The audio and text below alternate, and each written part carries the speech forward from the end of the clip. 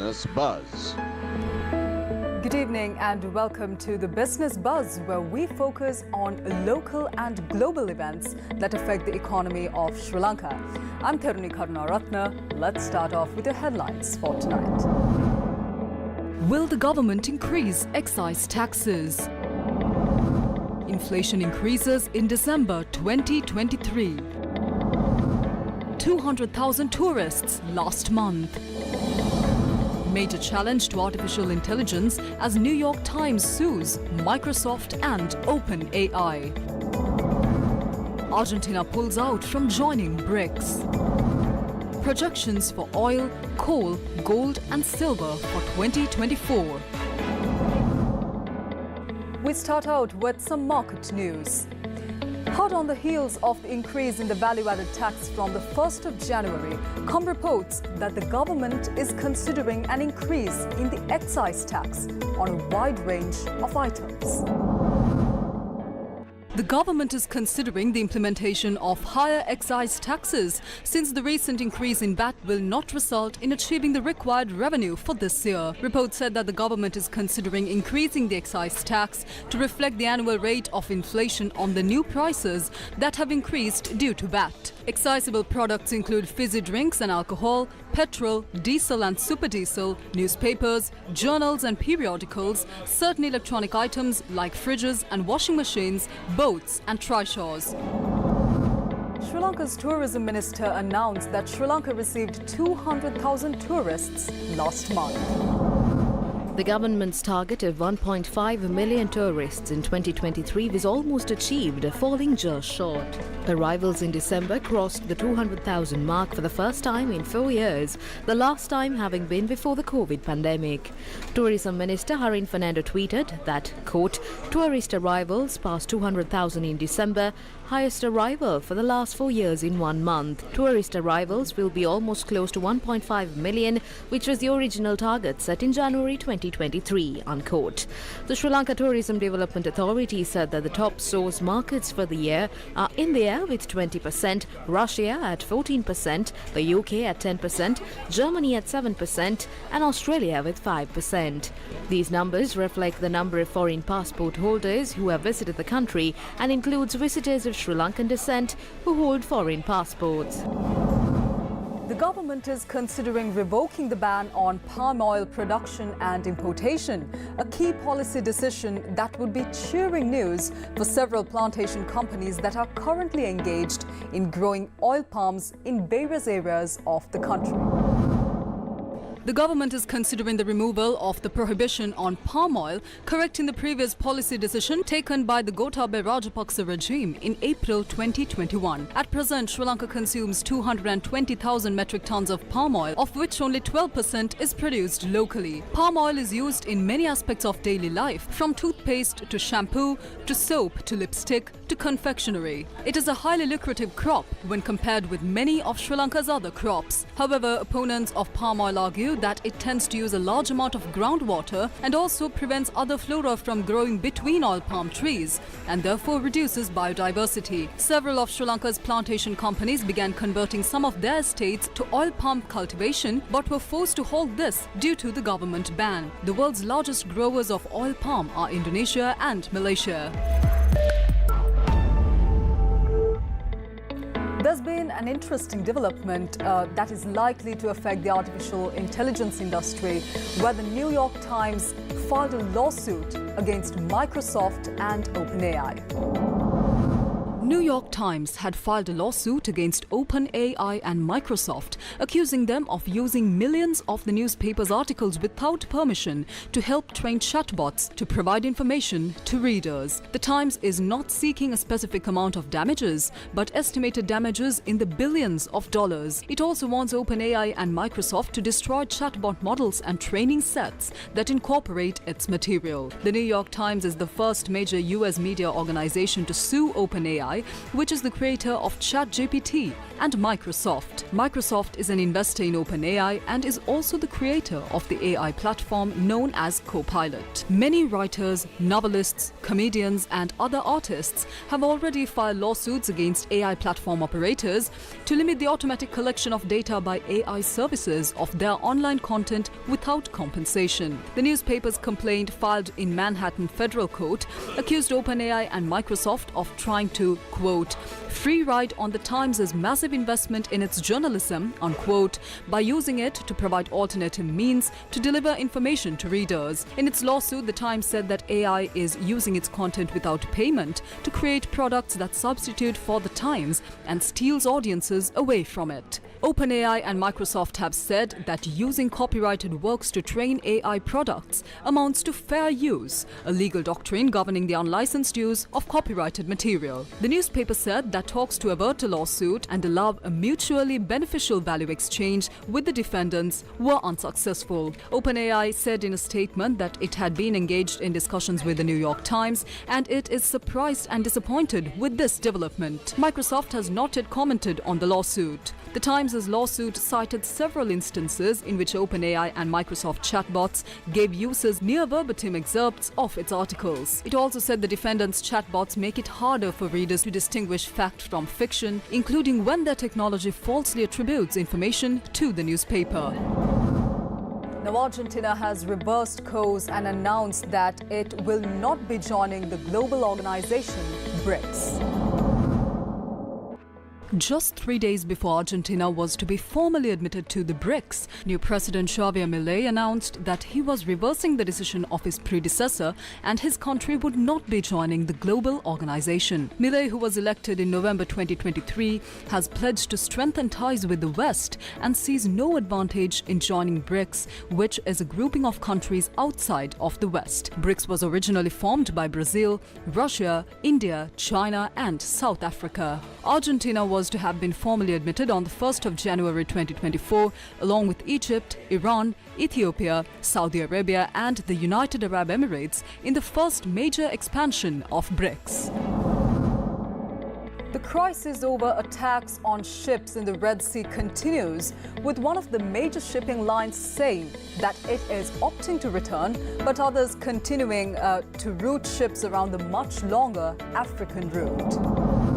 Denmark's Maersk shipping line has scheduled several dozen container vessels to travel via the Suez Canal and the Red Sea in the next several weeks, in a sign that global shipping firms are keen on returning to the route.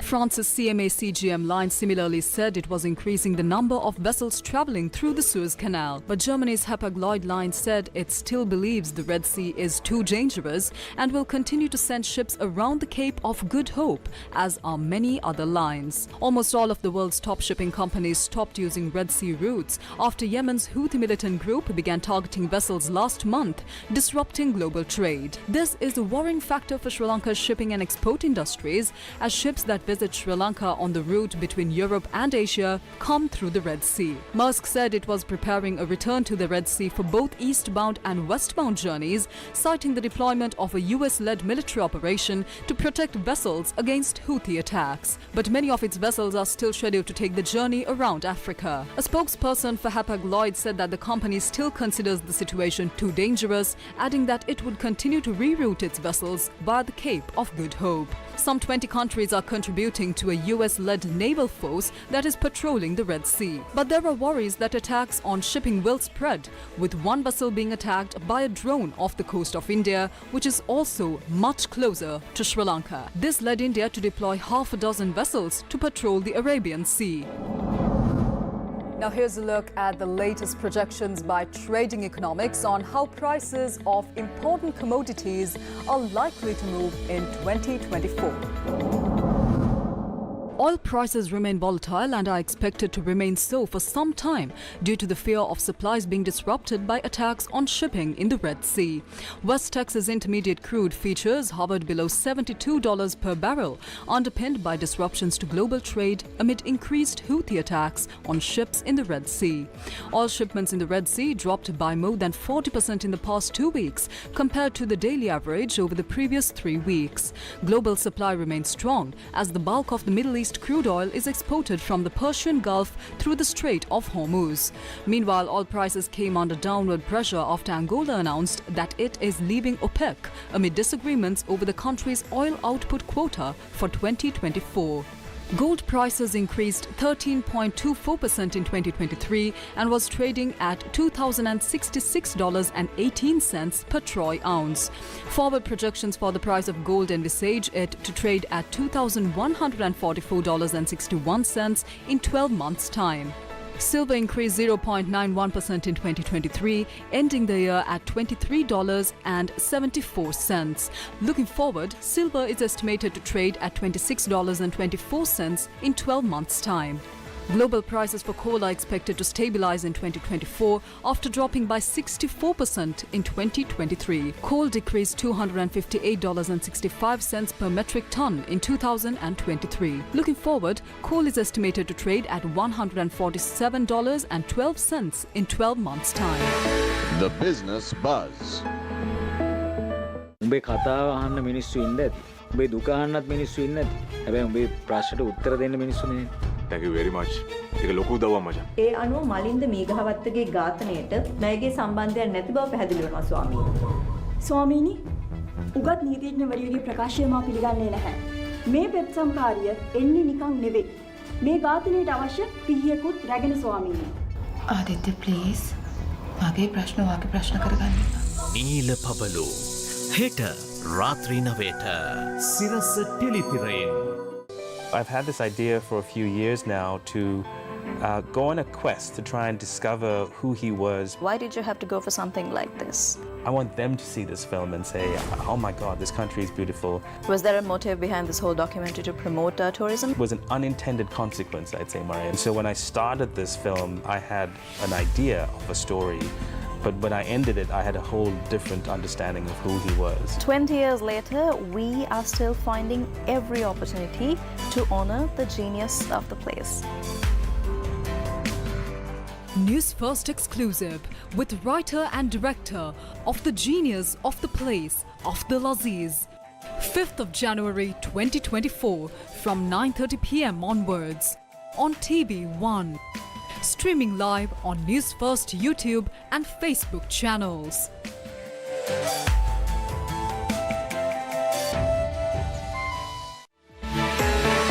The Business Buzz. Top banking professional Sashi Kandambi has been appointed General Manager and CEO of National Savings Bank from the 10th of January 2024. She replaces Ajit Piris, who retired recently. A seasoned banker with 34 years' experience, she joins NSB after serving as the Senior Deputy General Manager of International Banking at Sampath Bank, where she had a long-standing and successful career. Among the positions she held at Sampath Bank were Senior Deputy General Manager Corporate Banking and Deputy General Manager Credit. She holds an MBA from the Postgraduate Institute of Management of the University of Sri Jayawardenepura, a postgraduate diploma in Business and Finance from CA Sri Lanka, and a diploma in Banking from the Institute of Bankers Sri Lanka.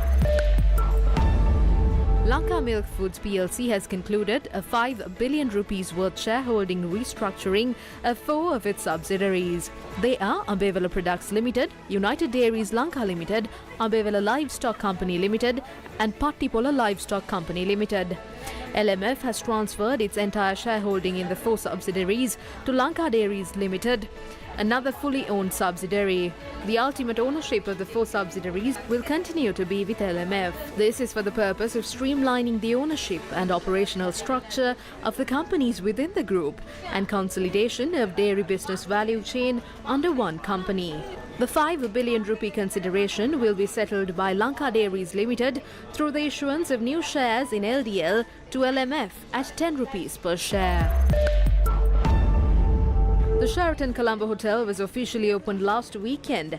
It is part of the world's largest hotel chain, Marriott International. Owned by Lanka Hotels and Residencies Limited, the project was delayed due to the COVID pandemic and Sri Lanka's economic troubles. LHR has invested nearly $100 million in the development of the Colombo Sheraton Hotel and has entered into a 30-year management contract with Marriott International. Little Hearts, a fundraising project to build a cardiac and critical care complex at Lady Ridgeway Children's Hospital, received a donation of 1 billion Sri Lankan rupees from businessman Nahil Vijaysurya. The donation comes through Agnes Vijaysurya Children's and Elders Home. These funds will be mainly utilized for installation of the already delayed air conditioning system at the cardiac and critical care complex at the Lady Ridgeway Hospital. With this donation, Little Hearts should be able to complete the construction before the end of 2024 to commence patient care services. Commercial Bank and DEMO have come together to offer attractive discounts and other benefits to customers who obtain leasing facilities for commercial vehicles and agri-machinery from DEMO. The promotion covers the popular Tata Ace HT2, widely known locally as DEMO Batta, in the commercial vehicle segment, and tractors from the Mahindra and Swaraj brands, and Lovol combine harvesters in the agriculture machinery segment. The Kandy Municipal Council has forged a strategic partnership with the leading mobile payment app Pay & Go to facilitate seamless tax and bill payments. The partnership ensures that residents in Kandy can effortlessly pay their taxes by integrating Pay & Go's user-friendly app and accessible kiosks. Pay & Go has more than 1,000 kiosks and 750 plus point-of-sale outlets strategically placed across Sri Lanka, providing accessible touchpoints for users. The mobile app has witnessed an impressive 100,000 plus downloads. Union Assurance has appointed Senath Jaitilaka as its new CEO with effect from 1st January 2024. He previously served as Deputy CEO and Chief Distribution Officer. Union Assurance is a subsidiary of the John Keells Group. Senath began his journey with the group in 2007. Prior to joining Union Assurance, he held the post of CEO of John Keells Logistics Limited. Link Natural Products Private Limited was honoured with several major awards recently. They included Best Exporter Herbal and Ayurveda at the Presidential Export Awards and the Gold Award in the large category in pharmaceutical products at the 31st Annual Export Awards. Bank of Ceylon has been named as Bank of the Year Sri Lanka by the prestigious Banker magazine of the UK. It was also listed among the top 1,000 banks in the world for the 12th consecutive year. The Bank of Ceylon's debenture issue was oversubscribed and closed on the 22nd of December 2023. The Basel III compliant Tier 2 listed, rated, unsecured, subordinated redeemable issue for 10 billion rupees at 100 rupees each was a first for a state bank. The debentures are rated BBB Plus by Fitch Ratings. The debenture issue was for a period of 5 years and came in two types. Type A carries a fixed interest rate of 15% payable annually, and Type B carries a floating interest rate of 12 months T-bill rates plus 1%. Applications were only for Type A debentures of 15% per annum fixed rate from resident qualified investors. Facets, the Gem and Jewellery exhibition marks 30 years this year. It is organised by the Sri Lanka Gem and Jewellery Association, the National Gem and Jewellery Authority and the Export Development Board. This year's exhibition will take place at the Cinnamon Grand from 6th to 8th January. This year, Facets will showcase several pavilions, including the Sapphire Masterpiece Pavilion, the Gem Pavilion, Premier Jewellery Pavilion, Sustainable Pavilion, NGJA SME Pavilion and the SLGJA Pavilion. The Business Buzz. අනේද කියන්නේ. ඕවා හෙද්දි මතක් වෙන්නේ පැටවුන්ට කෙලින් යන්න නොගන්නපු කකුල වගේ කතාව. ගෑතුකුට උඹට තාත්තා කකුලුවා. ඈ? ඒක හරියට හොයාගෙන ඒකට බෙහෙත දෙනකන් ඔයයි පොඩි එකයි පරිස්සම් වෙන්න ඕනේ අක්කේ. මට හිතුනම ගෞතම් මගෙන් ඈතට ගියා වගේ. ඔහොම ඈතට ගියා කියලායි.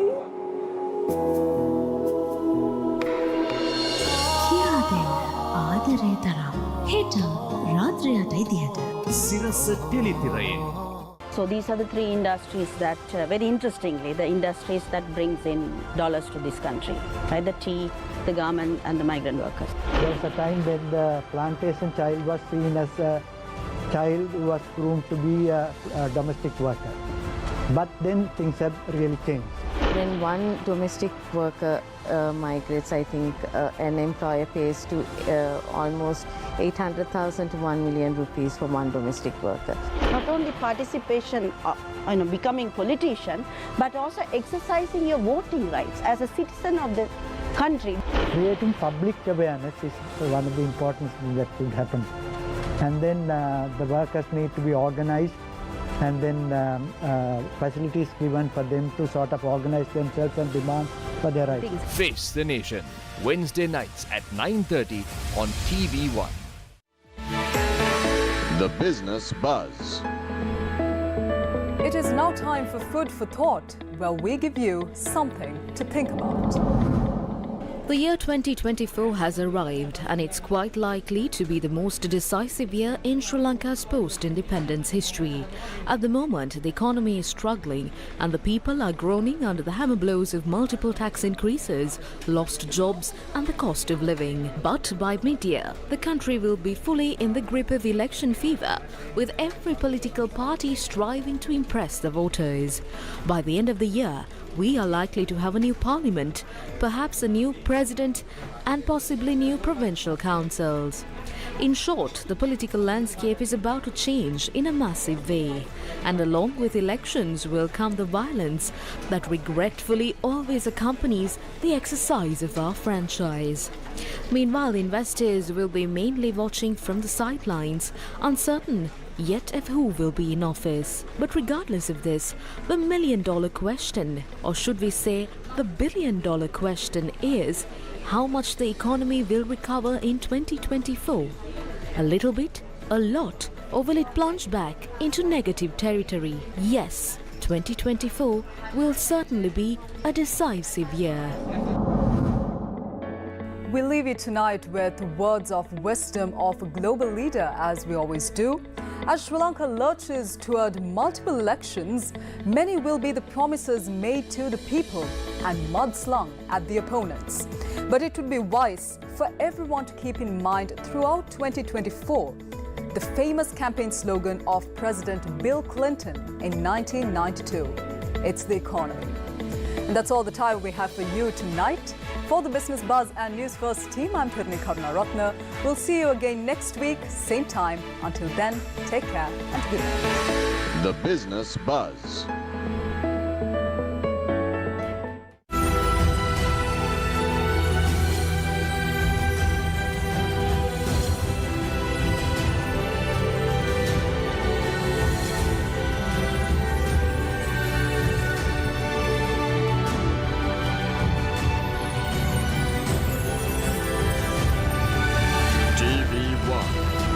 TV for life.